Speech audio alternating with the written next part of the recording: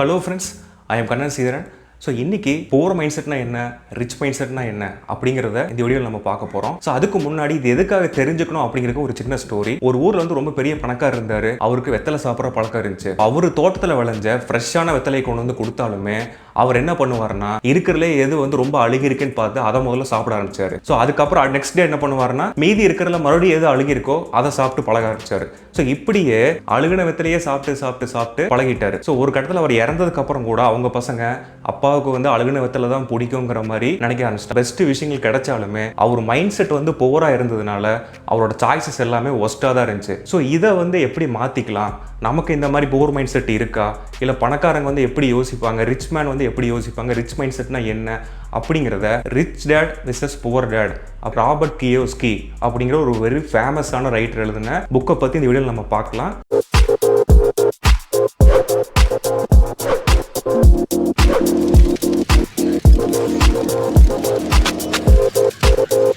Author வந்து இந்த புக்கை எப்படி ஸ்டார்ட் பண்ணுறான்னு பார்த்தீங்கன்னா ஒரு ஸ்டோரி மாதிரி கொண்டு போகிறாரு. ஃபர்ஸ்ட் 2 ஸ்கூல் பசங்க அவங்க வந்து அவங்க லைஃப்பை வந்து ரொம்ப பெட்டர் பண்ணணும்னு நினைக்கிறாங்க. ஸோ ஏதாச்சும் ஒரு பிஸ்னஸ் பண்ணி பெரிய ஆளான்னு நினைக்கிறாங்க. இப்போ ஒரு பையனோட அப்பா வந்து நார்மலாக டிப்பிக்கலாக ஒரு கவர்மெண்ட்டில் ஒர்க் பண்ணுற ஒரு நார்மல் டேட். இன்னொரு அப்பா வந்து பார்த்தீங்கன்னா ஒரு பிஸ்னஸ் ஸ்டார்ட் பண்ணி பெரிய ஆளாகிட்டு இருக்கிற ஒரு ரிச் டேட். ஸோ இப்போ இவங்க 2 பேரும் ஒரு கட்டத்தில் இந்த ரிச் டேட் கிட்ட போயிட்டு ஜாயின் பண்ணி எப்படி நம்ம இம்ப்ரூவ் ஆகலாம் அப்படின்னு நிறைய அட்வைசஸும் அவர்கிட்ட இருந்து நிறைய விஷயம் லேர்னிங்ஸ் வந்து எடுத்துக்க ஆரம்பிக்கிறாங்க. ஸோ இதுதான் இந்த புக்கோட எல்லா சாப்டர்ஸும். ஒவ்வொரு சாப்டர்லையும் வந்து அவர் என்னென்ன டீச் பண்ணாரு, டே டு டே அவங்களை எப்படி வந்து க்ரோ பண்ணாரு அப்படிங்கிறத இந்த ஃபுல் ஸ்டோரி. எனக்கு வந்து என்னென்ன அட்வைஸ் பெஸ்ட்டாக தெரிஞ்சதோ அதை வந்து உங்ககிட்ட ஷேர் பண்ணுறேன், வாங்க பார்ப்போம். ஓகே, ஃபர்ஸ்ட் அட்வைஸ் என்னன்னு பார்த்தீங்கன்னா don't work for money, make the money work for you. அதாவது பணத்துக்காக வேலை செய்யக்கூடாது, பணம் வந்து நமக்காக வேலை செய்கிற மாதிரி மாற்றணும். ஸோ இது எப்படி பண்ணலாம் அப்படின்னு பார்த்தீங்கன்னா நார்மலாக நம்ம எல்லாருமே இந்த ஜாபுக்கு போனால் இவ்வளோ சேலரி கிடைக்கும், இல்லை இந்த ஜாபோட இன்னொரு ஜாபுக்கு போனால் பெட்டராக சேலரி கிடைக்கும், இப்படி தான் வந்து நார்மல் பீப்புள் யோசிப்பாங்க. ஸோ ரிச் பர்சன்ஸ் எப்படி யோசிப்பாங்கன்னா நான் வந்து ஒரு செர்டன் எக்ஸ்டென்ட் நான் ஒர்க் பண்ணணும், கொஞ்ச காலத்துக்கு ஒர்க் பண்ணணும், அந்த பணத்தை வந்து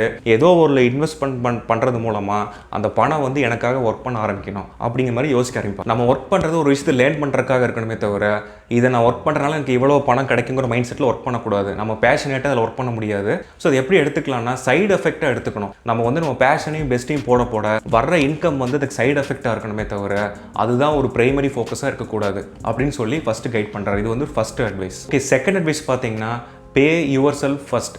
இப்போ நம்ம ஒரு ஒர்க் பண்ணி ஒரு இன்கம் ஜென்ரேட் பண்ணியாச்சுன்னு வச்சுப்போம். ஒரு 30,000 வந்து நம்ம ஏர்ன் பண்ணி வச்சுட்டோம். இப்போ இந்த 30,000 நம்ம யாருக்கெல்லாம் இஎம்ஐ வாங்கியிருக்கோம், இல்லை என்னென்னலாம் வந்து லோன்ஸ் வாங்கியிருக்கோம் அப்படின்னு சொல்லி அதுக்கு ஸ்பெண்ட் பண்ணக்கூடாது. அதாவது தேர்ட் பர்சன்ஸ்க்கு ஃபர்ஸ்ட் நம்ம இன்கம்மை வந்து ஸ்பெண்ட் பண்ணக்கூடாது. ஓகே, எப்படி ஸ்பெண்ட் பண்ணலாம்னு பார்த்தீங்கன்னா உங்களோட சின்ன சின்ன நீட்ஸ், ஒரு சேவிங்ஸ்க்காக இருக்கலாம், ஒரு மெடிக்கல் செக்அப், இல்லை வந்து ஒரு பர்சனல் க்ரோத்துக்காக ஒரு கிளாஸ் அட்டன் பண்ணுறதுக்கு ஒரு ஃபண்ட் வச்சிருக்கலாம். ஸோ அதை வந்து ஃபர்ஸ்ட் செலவு பண்ணணும். உங்கள் இன்கம்லேருந்து ஃபர்ஸ்ட் ஸ்பெண்ட் பண்ண ஆரம்பிக்கும் போது உங்களை நீங்களே வந்து ஃபர்ஸ்ட் வேல்யூ பண்ணுறதா அர்த்தம். ஸோ இப்படி தான் ரிச் பர்சன்ஸ் ஃபஸ்ட்டு அவங்க ஏர்ன் பண்ணுற இன்கம்மை அவங்களோட நீட்ஸுக்காக தான் வந்து ஃபஸ்ட்டு ஸ்பெண்ட் பண்ண ஆரம்பிப்பாங்க.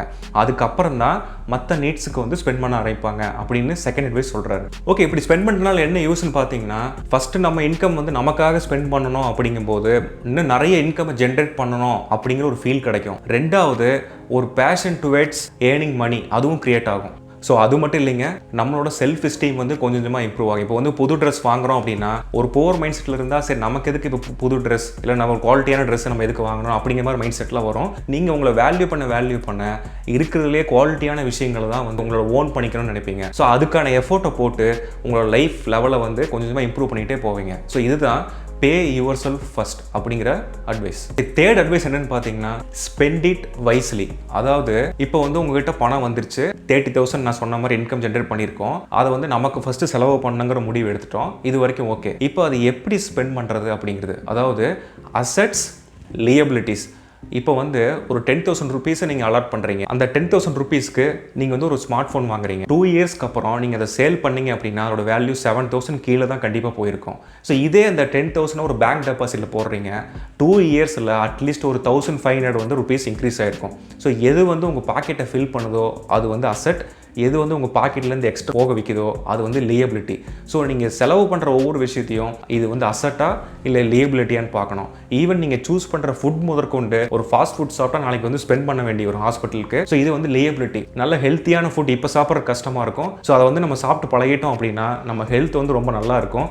இதனால ஹாஸ்பிட்டல் செலவு வந்து நம்ம கம்மி பண்ணிக்கலாம். ஸோ இது வந்து ஒரு வகையான அசட். இனி ஃபோர்த் அட்வைஸ் என்னன்னு பார்த்தீங்கன்னா financial literacy and risk taking. இந்த ஃபைனான்சியல் லிட்ரஸி எதுக்கு அப்படின்னா நம்ம ஸ்கூல் காலேஜஸில் ஃபைனான்ஸ்னா என்ன, எப்படி வந்து இன்கம் வந்து அதிகம் பண்ணுறது அப்படிங்கிற விஷயம் வந்து சொல்லித்தர மாட்டாங்க. ஸோ இதை வந்து நம்ம ஃபைனான்ஸ் ஓரியன்டான புக்ஸ் வாங்கி படிக்கிற மூலமாகவோ இல்லை ஃபைனான்ஸ் ஓரியன்டான மென்டர்ஸை மீட் பண்ணுறது மூலமாகவோ இல்லை நம்ம ஃப்ரெண்ட்ஸ் கிட்டேயும் இந்த நாலேஜ் வந்து நம்ம கேதர் பண்ண ஆரம்பிக்கணும். இப்போ வந்து நீங்கள் கேஷ் வச்சு கையில் வச்சே பழகிருக்கீங்க அப்படின்னா அந்த கேஷை வந்து ஒரு மாதம் ஒரு ஆர்டியாக போட்டு பழகணும். ஆர்டியாக போட்டு பழகிட்டு இருக்கிறவங்க ஃபிக்ஸ்டு டெபாசிட்டுக்கு போகணும். ஃபிக்ஸ்டு டெபாசிட் இருக்கிறவங்க பாண்ட்ஸ்க்கு போகணும். பாண்டில் இருக்கிறவங்க share market orient, mutual fund அப்படின்னு சொல்லிட்டு கொஞ்சம் கொஞ்சமாக நம்ம ரிஸ்க்கை வந்து அதிகம் பண்ணிகிட்டே போகணும். ரிஸ்க் எடுக்கிறதுக்கு பொதுவாக நம்ம பயப்படுவோம். அந்த விஷயம் வந்து இருக்கக்கூடாது. அந்த ஃபைனான்சியல் லிட்ரஸி படிக்கிறது மூலமாக இந்த ஃபியர் அண்ட் கிரீட் அப்படிங்கிற 2 விஷயத்தை வந்து நம்ம முடிஞ்ச அளவு கண்ட்ரோல் பண்ணிடலாம். ஸோ ஃபியர் இருக்கிறனால நம்ம ரிஸ்க் எடுக்கவே பயப்படுவோம். அதிக இன்கம் வர்றதுக்கான வாய்ப்புகள் இல்லை. அப்புறம் கிரீட். இப்போ நிறைய பேர் வந்து டெபாசிட் போடுறதுக்கு முன்னாடியே எனக்கு இப்போ 15% வேணும், 20% வேணும்னு சொல்லிட்டு யோசிப்பாங்க. அப்போ ரொம்ப ரிஸ்கியான ரொம்ப ரிஸ்க்கான ஃபண்டில் போட்டு தன்னோட முதலீடையே வந்து இழந்துருவாங்க. ஸோ இந்த மாதிரி கிரீடும் இருக்கக்கூடாது, ஃபியரும் இருக்கக்கூடாது. ஸோ இந்த மாதிரி விஷயங்கள்லாம் நம்ம எப்படி தெரிஞ்சுக்கலாம்னா ஃபைனான்சியல் லிட்ரஸி நாலேஜ் வந்து நம்ம இம்ப்ரூவ் பண்ணிக்கிட்டே வரணும் அப்படின்னு சொல்கிறாரு. ஸோ இது மூலமாக நம்ம கால்குலேட்டர் ரிஸ்க் வந்து எடுத்து பழகணும். ஸோ கேம்பிளிங் அப்படிங்கிறது வேறு, கால்குலேட்டர் ரிஸ்க் டேக்கிங் அப்படிங்கிறது வேறு. ஸோ இப்போ கேம்பிளிங் அப்படின்னா ஏதோ ஒன்று இன்வெஸ்ட் பண்ணிட்டு ப்ரே பண்ணுறது, இது நல்லபடி வந்துடணும் அப்படின்ட்டு. ஆனால் கால்குலேட்டர் ரிஸ்க் அப்படிங்கிறது நம்ம ஃபைனான்ஸ் லிட்ரஸி வந்து அதிகம் பண்ணி ஷேர் மார்க்கெட் ஆகட்டும், மியூச்சுவல் ஃபண்ட் ஆகட்டும் ஸ்பெசிஃபிக்காக சூஸ் பண்ணி முடிஞ்ச அளவு நம்மளோட ப்ராஃபிட்டை வந்து இம்ப்ரூவ் பண்ணுறதுக்கு பேர் தான் ஃபைனான்சியல் லிட்ரஸி. 5th அட்வைஸ் என்னன்னு பார்த்தீங்கன்னா இதை வந்து ப்ராக்டிக்கலாக நம்ம எப்படி கொண்டு வருது, அதாவது ஓவர் கம்மிங் அப்டக்கிள்ஸ். இது வரைக்கும் நம்ம என்னென்ன பார்த்தோம், எப்படி ஒரு இன்கம் ஜென்ரேட் பண்ணணும், அந்த இன்கம் ஜென்ரேட் பண்ணதுக்கப்புறம் நமக்கு தான் அதை ஃபஸ்ட்டு ஸ்பெண்ட் பண்ணணும். அந்த ஸ்பெண்ட் பண்ணுறத அசட்டாக லேபிலிட்டியான்னு பார்த்து ஸ்பெண்ட் பண்ணணும். 4வது ஃபைனான்சியல் லிட்ரஸி நம்ம இம்ப்ரூவ் பண்ணிவிட்டு நம்ம இன்வெஸ்ட் பண்ணுற ரிஸ்க்கை வந்து கொஞ்சம் கொஞ்சமாக அதிகப்படுத்திட்டே வரணும், கால்குலேட்டர் ரிஸ்க்கை. ஸோ இது மூலம் நிறைய ப்ராஃபிட் வந்து நம்ம எடுக்க ஆரம்பிக்கலாம். பேசிவ் இன்கமையும் அதிகம் பண்ணணும். ஸோ இந்த மாதிரி விஷயங்களை வந்து நம்ம பார்க்க ஆரம்பித்தோம். லாஸ்ட் ஒன் என்ன, இந்த 5th ஒன் என்னன்னு பார்த்தீங்கன்னா எப்படி இதை வந்து ப்ராக்டிக்கலாக பண்ண ஆரம்பிக்கிறது. அதுக்கு நமக்கு என்ன இருக்குன்னு பார்த்தீங்கன்னா ஃபியர் இருக்கும், லேசினஸ் இருக்கும், அப்புறம் நம்ம ரொட்டீன்ஸ் இது வரைக்கும் ப்ராக்டிக்கலாக வந்தது ஒரு மாதிரி இருக்கும். இப்போ சின்ன மைண்ட் செட் வந்து மாற்ற வேண்டி வரும். I can't afford it. இப்போ ஒரு பெரிய கார் பார்க்குறீங்க, என்னால் இதை வாங்க முடியாது அப்படின்னு நினைக்கிறதுக்கு பதிலாக how can I afford it, எப்படி வந்து நம்ம அஃபோர்ட் பண்ணணும் அப்படின்ட்டு ரிஸ்க் எடுக்க ஆரம்பிக்கணும்.